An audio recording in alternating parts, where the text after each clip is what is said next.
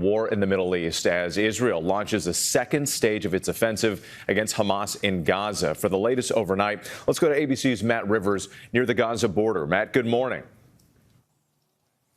Yeah, good morning. We're less than a half mile from the border with Gaza, just there behind me. And in the time that we've been out here, we've heard consistent outgoing artillery fire from the Israeli side. We've heard jets flying overhead, striking targets there in Gaza just behind me. All of this, as Israel Defense Forces say, they have sent more troops into Gaza overnight, joining those already there. A new phase in this war has begun.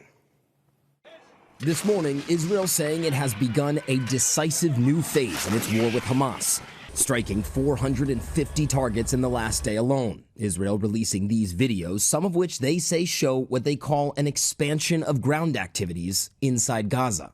Israeli Prime Minister Benjamin Netanyahu warning this will be a, quote, long and difficult war.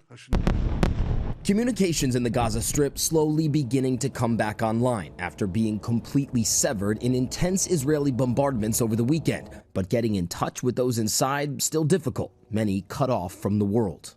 Among those trapped in the Strip, around 600 or so Americans, including Aboud Okal, his wife, and his one-year-old son.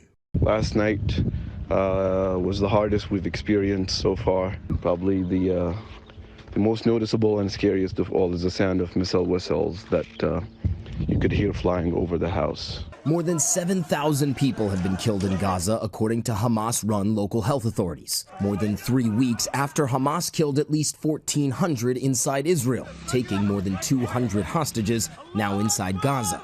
Prime Minister Netanyahu meeting with families of some of those held captive on Saturday, getting them home, he said, a top priority. Now!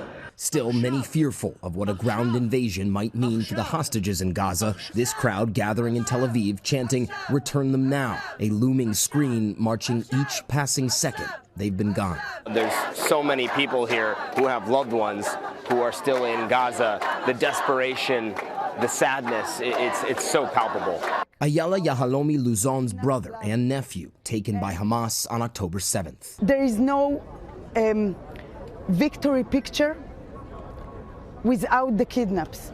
Bring them back to us, to hug them now, not tomorrow, now. And in addition to the countless casualties that are being recorded in Gaza right now, we also know from the IDF 2 of their soldiers were injured in this fighting overnight. Meanwhile, Elon Musk saying that SpaceX will attempt to provide some of its Starlink internet connection systems to internationally recognized aid groups operating in Gaza after connections were severed there over the weekend. Hi, everyone. George Stephanopoulos here. Thanks for checking out the ABC News YouTube channel. If you'd like to get more videos, show highlights, and watch live event coverage, click on the right over here to subscribe to our channel. And don't forget to download the ABC News app for breaking news alerts. Thanks for watching.